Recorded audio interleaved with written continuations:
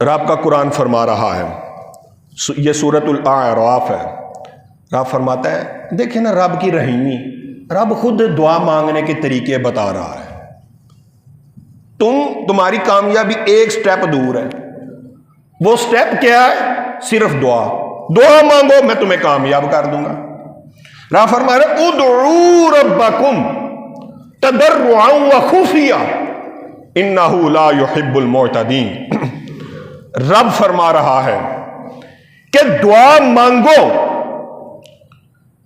گڑ گڑا کر دعا مانگو یا آہستہ دعا مانگو، یعنی رب نے دونوں طریقے بتائے، اونچی اونچی گڑ گڑا کے رو رو کے دعا مانگو، اور بتایا کبھی آہستہ بھی مانگ لیا کرو۔ دونوں طریقے بتائے، جس مرضی طریقے کو تم اپنا لو وہ رب فرما رہا ہے کہ میں تمہاری دعا کو قبول کروں گا۔ رب فرما رہا ادعوا ربکم، اپنے رب سے مانگو تضرعا وخفیا، ظاہری طور پہ مانگو، گڑ گڑا کے مانگو یا چاہے آہستہ مانگو، لیکن رب کی ہاں آیا ضرور کرو۔ یار رب خود بتا رہا ہے یہ کامیابی پڑی ہے، آؤ مجھ سے مانگو میں تمہارے دامن میں کامیابی کو ڈال دوں۔ رب فرما رہا ہے آؤ مجھ سے دعا مانگو۔ حضرت ابو ہریرہ رضی اللہ تعالیٰ عنہ آپ فرماتے ہیں کہ میں نے سرکار دو عالم سرور کونین صلی اللہ علیہ وسلم سے سنا کہ حضور فرما رہے ہیں کہ دعا سے بہتر کوئی چیز نہیں، کہ دعا سے بہتر کوئی چیز نہیں۔ اور اسی طرح حضرت عبداللہ بن عمر فرماتے ہیں کہ میں نے سرکار صلی اللہ علیہ وسلم سے سنا کہ جس شخص کے لیے دعا کا دروازہ کھول دیا گیا اس کے لیے رحمت کا دروازہ کھول دیا گیا، جس کے لیے دعا کا دروازہ کھول دیا گیا اس کے لیے رحمت کا دروازہ کھول دیا گیا۔ اور اب سنیے جو میں نے اس بات سے اخذ کیا، یہ حدیث مبارکہ کے الفاظ غور کری کہ جس کے لیے دعا کا دروازہ کھولا گیا اس کے لیے رحمت کا دروازہ کھولا گیا، یعنی دعا کا دروازہ ہر کسی کے لیے نہیں کھلتا، اسی کے لیے کھلے گا۔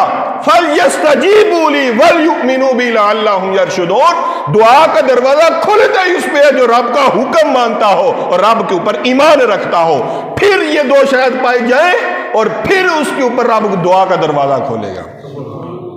تو جب بھی دعا مانگنے لگو یہ سوچو کہ ہم رب کے احکام کو پورا کریں گے، ہم رب پر ایمان لائیں گے، اور پھر دعا مانگنا، اے اللہ مجھے دعا مانگنے کی توفیق عطا فرما۔ میں تو اس نتیجے پہ پہنچا ہوں کہ بھائی دعا کی توفیق بھی مانگنی چاہیے۔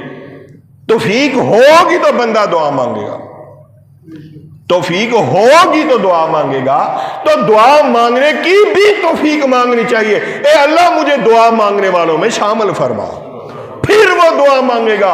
اللہ فرماتا ہے جو بندہ دعا مانگتا ہے میں اس کے لیے رحمت کے دروازوں کو کھول دیتا ہوں۔ اور پھر اسی حدیث مبارکہ کا اگلا حصہ کہ دعا مانگنے والوں میں جو سب سے بہتر دعا ہے وہ عافیت کی دعا ہے۔ وہ دوزخ سے عافیت ہو سکتی ہے، وہ پریشانیوں سے عافیت ہو سکتی ہے، وہ گناہوں سے عافیت ہو سکتی ہے، وہ برائیوں سے عافیت ہو سکتی ہے۔ یعنی دعا میں جو سب سے پہلی چیز رکھنی چاہیے وہ عافیت کو رکھنا چاہیے۔